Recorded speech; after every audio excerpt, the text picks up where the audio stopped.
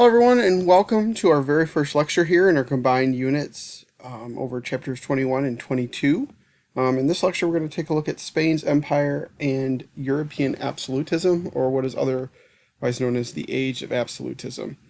And let's get started. So, we've talked a lot about Spain so far this year, or at least recently, going back to chapter 19 and a little bit in chapter 20. But now we're going to start to talk about how they fell apart, and we've addressed this already in a couple of things as well. But basically, what ends up happening is Charles V retires. Okay, and when he retires, the Holy Roman Empire, which Spain's a part of, actually breaks up into two different empires, and the breakup works out as Ferdinand, his brother, ends up getting what is going to be Austria and the original Holy Roman Empire, so pretty much Germany. And then Philip II, his son, is going to get Spain, the Netherlands, and then whatever exists of the American colonies that Spain has already laid claim to. Now, Philip II is actually kind of an enigma in a way, in the fact that he's shy in person, but he's very aggressive in terms of trying to expand the power of the Spanish Empire. Okay, now he starts claiming Portuguese kingdoms in various places. In 1580, which basically establishes Spain as a full global empire, and they're bringing in immense amounts of wealth into Spain. We've talked about this already going back to chapter 19 regarding them mining silver and so forth, as well as other resources. And he becomes known as the defender of Catholicism. He achieves victory, or his forces do, at the Battle of Lepanto over the Muslims. But there is going to be an issue in terms of, and this is kind of going to be marked as the downfall of the Spanish Empire, or at least the start of it, is the defeat of the Spanish Armada against the English Protestants in 1588, because he's trying to restore a Catholic ruler to the throne of England.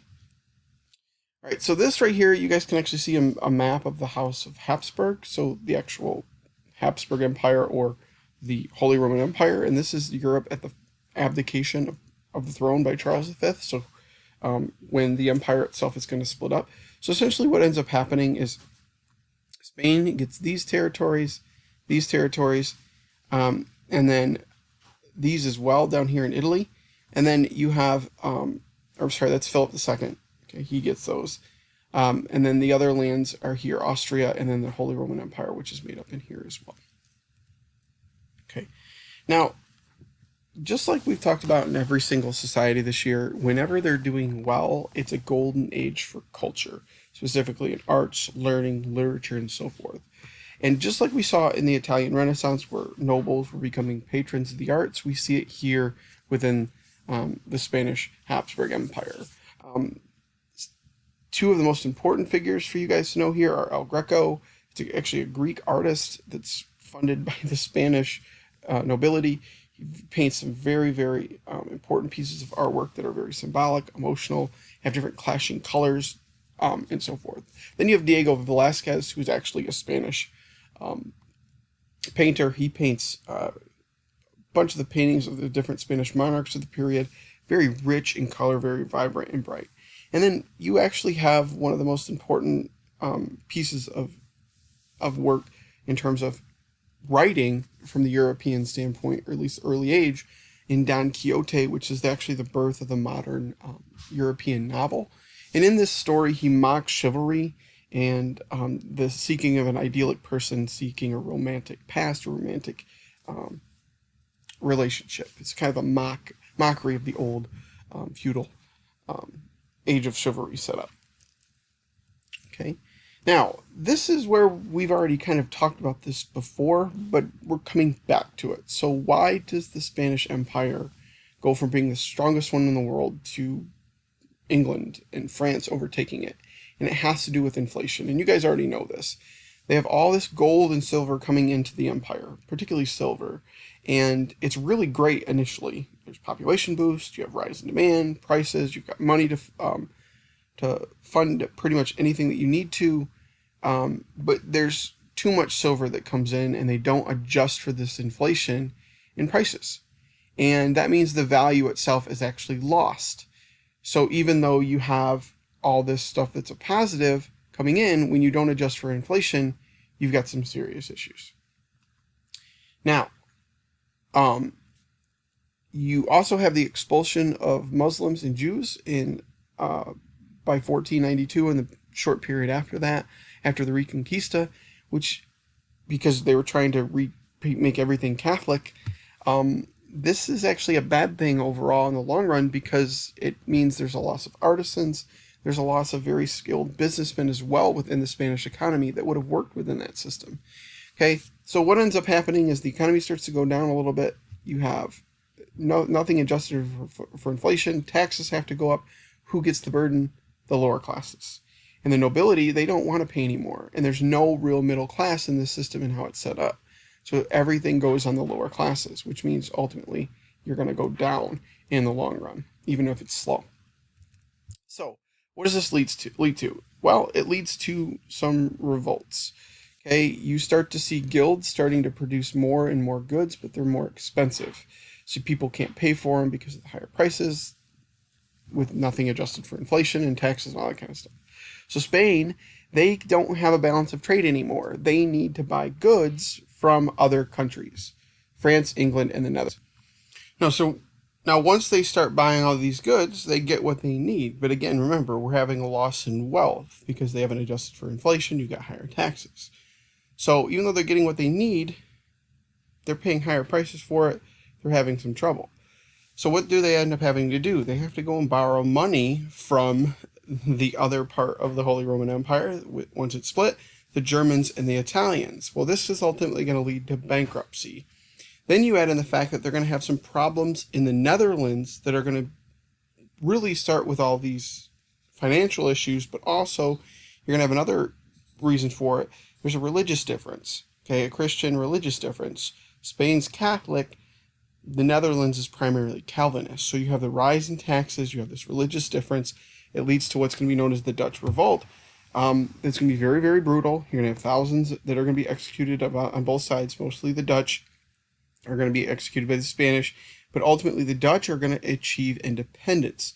So that's important because that means that the Dutch are going to be able to take on and become a really big power, reestablish that power again. Or actually extend their power, excuse me. So there's going to be some problems there.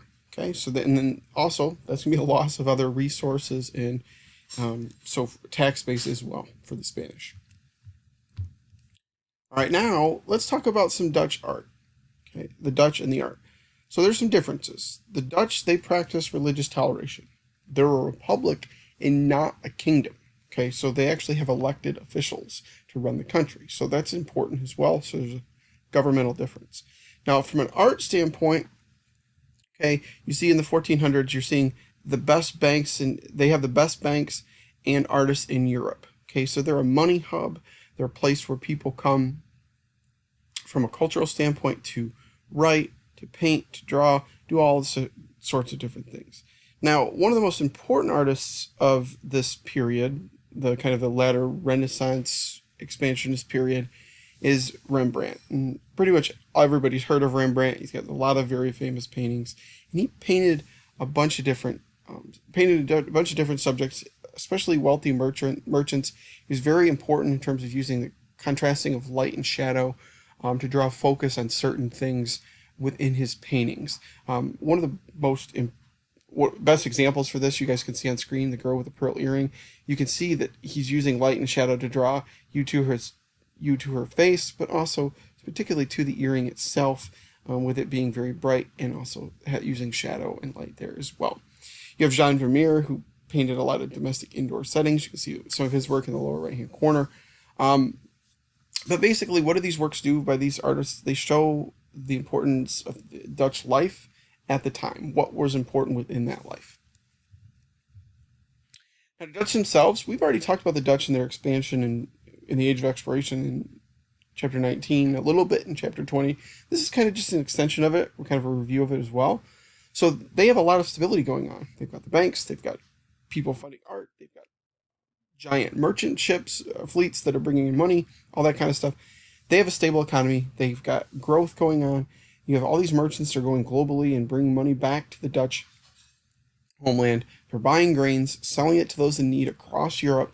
and this is leading to even more and more riches. They have the largest fleet in the world, in particular to kind of run privately, at least at the beginning, their overseas controlling interests in Asia. You have the Dutch East India Company.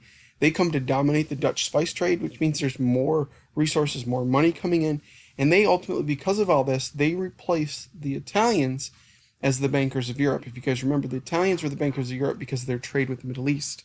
Okay, now the Dutch have taken that over because they're control of the spice trade in Asia, and also because of their merchant ships and fleets going to other parts of the world. They become that center.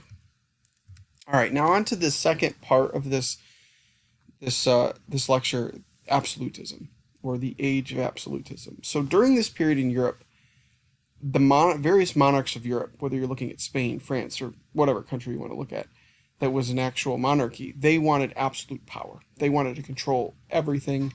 They wanted all the power in that country.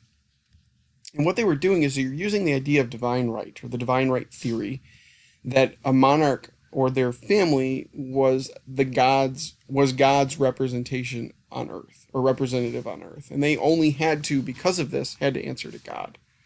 So as time goes by in this period, their power grows. You start to see feudalism itself decline sharply and really not exist, even though they're the ones controlling all the power. You see a rise in cities, so Europe's becoming more urban. This also has to do with the fact that you have more money and stuff coming in primarily from American colonies, whether it's Spain, England, France as well. Okay, and the church's power is going to decline. There's also going to be a growth in nationalism, which means that there's going to be a growth that these countries are, the people in these countries are those countries, or part of that country. So the French are French, or the English are English, and so forth. And all this helps in absolutism because it means that there's more power or more focus on a centralized authority, like an absolute monarch. Okay, and then because of this, you see them gain more support from the very little middle class, and this allows them to more effectively rule, because the middle classes, even though they're small, are very influential because mostly they're artisans and merchants, means they're controlling the money in terms of trade. All right. Now, not all of this is perfect. There are some crises. In 16th century Europe, it's basically upheaval. There's war pretty much the entire time across various parts of the continent. Okay?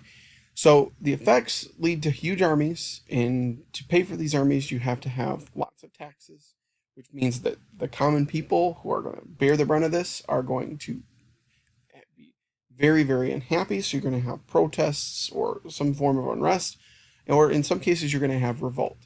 And what do the monarchs in Europe do in response? They increase their power. Remember, they want all the power. It's the age of absolutism. How do you do that? You increase your power. So they start to regulate anything and everything they can, with the ultimate goal of them freeing themselves from the limitations of the nobility and any representative bodies that may exist, such as like Parliament or the Estates General in France. So basically, it's all about, hey, I'm going to take all the control. We're going to put this on the nobility and take their powers away or any limitations and have complete control and regulation. All right, and that's all we have here. We'll get into some examples of more so of this, in particular in the next lecture, looking at Louis XIV of France. And I will see you guys in the next one.